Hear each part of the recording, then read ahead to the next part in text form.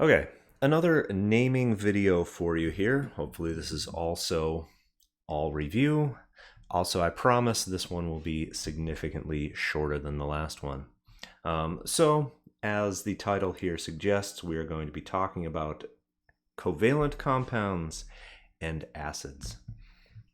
We're going to start out with acids since they are pretty close to ionic compounds. We will be balancing charges in acids unlike covalent. So we're going to start out here.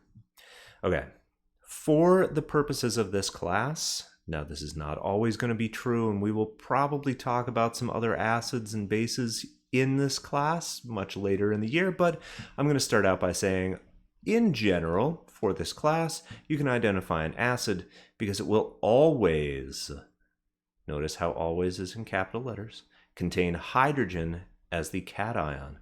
So this means that hydrogen will always be the first element in the formula.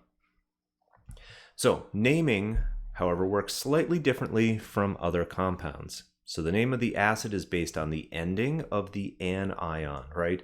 Because hydrogen is always the cation, so the naming of it is based on the negative ion that is with it. So for the anion, the suffix is replaced with an acid suffix.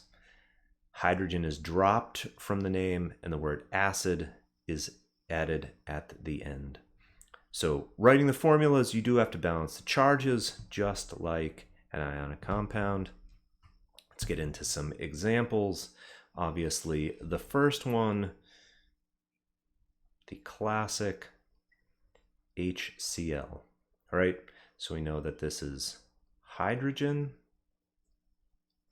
which tells us it's an acid. And then Cl, when it's a negative ion, chloride. All right, so we look over here, we see ide. Great. So we know that we need hydro-ic. So we go hydro, chlor, ic, acid. There we go, right? Our hydro and our ic, right? Because we removed the ide suffix up here. Get rid of it, it's out of here.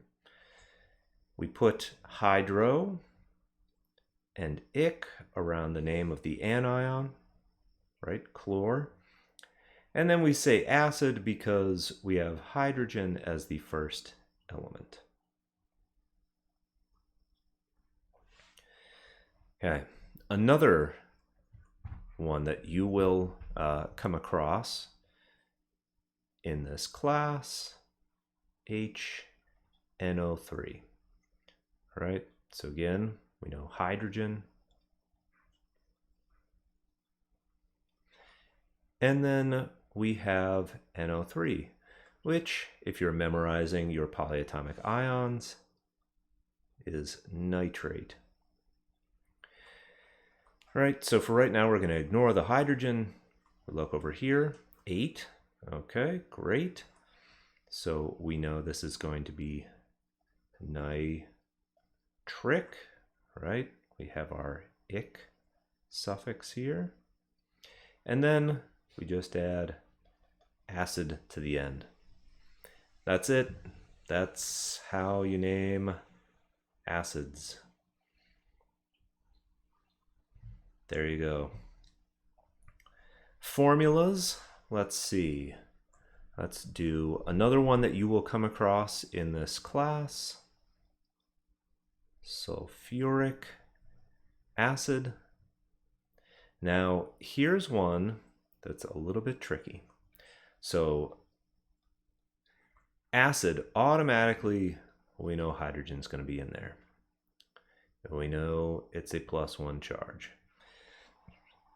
So we've got the acid out of the way. Ic.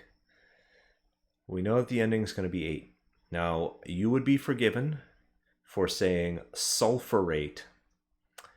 It's not sulfurate. We are going to have sulfate, which if you are memorizing your polyatomic ions like you should be, is SO4. And we know it has a charge of -2, so this becomes H2SO4. All right, there we go, going from name to formula. Okay, covalent compound naming. This is the one, if you remember me saying it last year, after we learned this, everyone wants to name everything like a covalent compound. Resist the temptation. Do not be fooled into naming everything like a covalent compound, because only covalent compounds can be named as covalent compounds. So, how do we identify covalent compounds so that we don't name everything as covalent? It can be identified because covalent compounds only contain nonmetals. So, as this is the case, we don't need to worry about balancing the charges in the formula, which is great. We just put the number there. Instead, we use numeric prefixes in the name to tell us how many of each element is present. Really easy. So, naming goes much like simple ionic, where the second element in the formula has its ending changed to "ide." And the first element, right, if there is only one of the first element, the mono prefix is not added to it. Otherwise, you will also put numeric prefixes on the first element. I don't know why I'm drawing arrows here. But you'll also put prefixes on the first element unless there's only one of them. Right? You do still need to use subscripts in the formula to indicate the number of each element present. Hopefully you remember how this goes. So, for this one, let's do some examples. Hopefully you know what this is. We've got carbon, we've got oxygen, so we have carbon, right? Not carbono.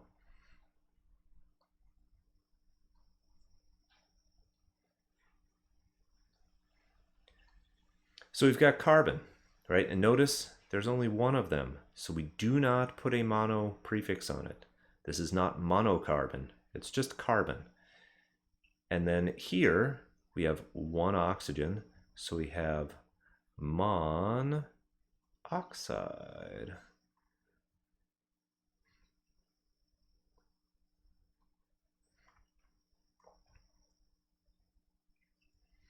Okay, let's go with this one. So here we have nitrogen. Again, we have oxygen. Oxygen shows up a lot as the second element in covalent compounds.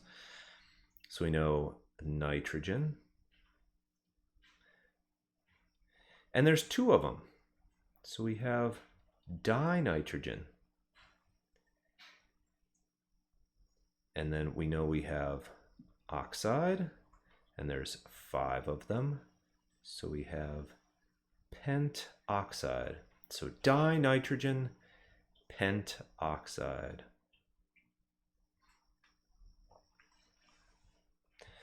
Okay, so let's do one formula to name, since these are, name to formula, since these are pretty easy. Sulfur hexafluoride. So this is a really interesting compound. You might be able to find videos online of people floating like small, tinfoil or paper boats in an aquarium filled with sulfur hexafluoride because it's super dense. So you can actually float low density physical objects on top of this gas. It's pretty cool. You can go look it up. Or maybe if you ask me in class, if you remember, I'll show you.